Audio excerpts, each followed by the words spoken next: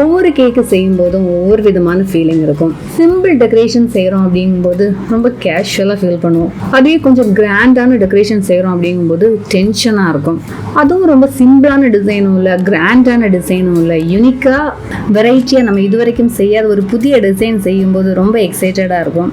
அந்த மாதிரியான ஒரு டிசைன் தான் கஸ்டமர் எனக்கு கொடுத்துருந்தாங்க. நான் ஆல்ரெடி இந்த டிசைன்ஸ் இதில் வேறு பேட்டர்ன்ஸ் நான் செய்திருக்கேன். இருந்தாலும் செய்கிறதுக்கு ரொம்ப இன்ட்ரெஸ்டாக இருந்துச்சு. அந்த சின்ன சின்ன டீட்டெயிலிங், சின்ன சின்ன டிசைன்ஸ் வரைக்கும் ரொம்ப ரசித்து நான் செய்தேன். இந்த கேக்கோட டெக்கரேஷன் ஸ்டோரி நான் உங்கள் கூட ஷேர் பண்ணணும்னு நினைக்கிறேன். இந்த கேக் பார்த்தீங்கன்னா 1.5 kg நான் டாலாக செய்திருக்கேன். அதாவது 9 லேயர்ஸ் வச்சு நான் செய்திருக்கேன். இவங்க என்னுடைய ஓல்டு கஸ்டமர் தான். ஃபஸ்ட்டு கேக்குக்கு மட்டும்தான் எனக்கு ரொம்ப டீட்டெயில்டாக எக்ஸ்பிளைன் பண்ணியிருந்தாங்க. அவங்க கொடுத்த மாடலில் இப்படி வேணும் அப்படி வேணும் அப்படிங்கிற மாதிரி டீட்டெயில்ஸ் சொல்லியிருந்தாங்க. ஆனால் அதுக்கப்புறமா உள்ள கேக்ஸ் எதுக்குமே எனக்கு டீட்டெயிலிங் கொடுக்க மாட்டாங்க. ஜஸ்ட் மாடல் மட்டும் கொடுத்துட்டு இதை போய் எப்படியே பண்ணி கொடுத்துருங்கிறத மட்டும் சொல்லிடுவாங்க. இது நான் ட்ரெஸ்லெஸ் கேக்கில் செய்திருந்தேன். இது அவங்களோட ஃபேவரேட் கேக்குன்னு சொல்லலாம். ஏன்னா என்கிட்ட ஃபர்ஸ்ட் டைம் அவங்க ஆர்டர் பண்ணது சாக்லேட் கேக்கு. அதுக்கப்புறமா ட்ரெஸ்லெஸ் நான் இதோட சாப்பிட்டதில்ல, டேஸ்ட் பார்க்குறேன், நீங்கள் பண்ணி கொடுங்கன்னு கேட்டிருந்தாங்க. நான் அது செகண்ட் டைம் ட்ரெஸ்லெஸ் கொடுத்ததுக்கு அப்புறமா ஆர்டர் பண்ண எல்லா கேக்குமே அவங்க ட்ரெஸ்லெஸ் ஃப்ளேவர்லேயே தான் வாங்கியிருந்தாங்க. கேக்குக்கு ஐசிங் ஆகட்டும், அதில் கொடுத்துருக்குற அந்த ஃப்ளவர் டெக்கரேஷன் ஆகட்டும், எல்லாமே சேம் கலர், ஒரு லைட் ப்ரௌனிஷ் கலர்லேயே தான் கொடுக்கணும். நான் அதுக்கு சாக்லேட் எக்ஸ்ட்ரா ஜெல் கலர் நான் சூஸ் பண்ணியிருக்கேன், மேஜிக் பிராண்டில் உள்ளது. ஸோ ஐசிங் கொடுக்குறதுக்கு பார்த்தீங்கன்னா லைட்டாக 1 drop போட்டு அதுக்கு ஐசிங் கொடுத்துருக்கேன். அதுவே அந்த ஃப்ளவர் பேட்டர்ன்ஸ் எல்லாம் போடுறதுக்கு பார்த்தீங்கன்னா 2 drops போல் போட்டு கொஞ்சம் கூட டார்க்காக க்ரீம் ரெடி பண்ணி அதுக்கு நான் டிசைன் கொடுத்துருக்கேன்.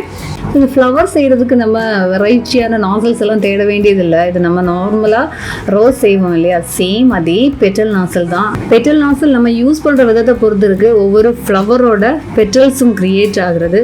கை கேக்கில் டச் ஆகக்கூடாது. கரெக்டாக அந்த நாசல் க்ரீம்லேயும் டச் ஆகாமல் அதுக்கு மேலே நம்ம பெட்டல் ட்ரா பண்ணுற மாதிரியா செய்யணும்.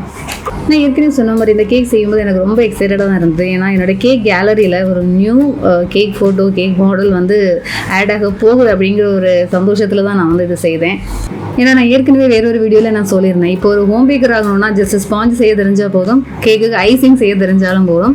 பேலன்ஸ் எல்லா டெக்கரேட்டிவ் ஐட்டம்ஸ் எல்லாமே, எல்லாம் நான் எடிபிள் ஃபாக்ஸ் பால்ஸ் ஆகட்டும், பேப்பர் தீம் டாப்பர்ஸ் ஆகட்டும், பட்டர்ஃப்ளைஸ் ஆகட்டும், எல்லாத்தையும் அங்கங்கே ஃபிக்ஸ் பண்ணி கேக் டெக்கரேஷன் கம்ப்ளீட் பண்ணி முடிச்சிடலாம்.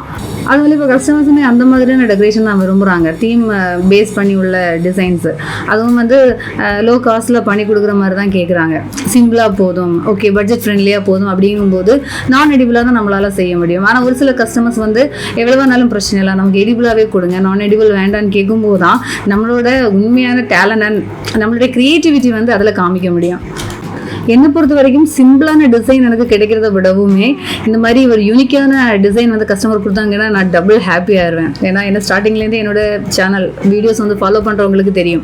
எல்லா வீடியோஸுமே நான் க்ரியேட்டிவாக போட தான் ட்ரை பண்ணுவேன். புது புது நியூ டிசைன்ஸ் அண்ட் புது மாடல், புது டெக்னிக்ஸ் எல்லாமே தான் நான் புதுசாக ட்ரை பண்ண ஆசைப்படுவேன். அப்படிங்கும்போது சேம் இந்த கேக்கோட எக்ஸ்பீரியன்ஸை நான் ஷேர் பண்ணுறேன். இந்த கேக் எனக்கு அவ்வளோ இன்ட்ரெஸ்டிங்காக இருந்துச்சு செய்கிறதுக்கு.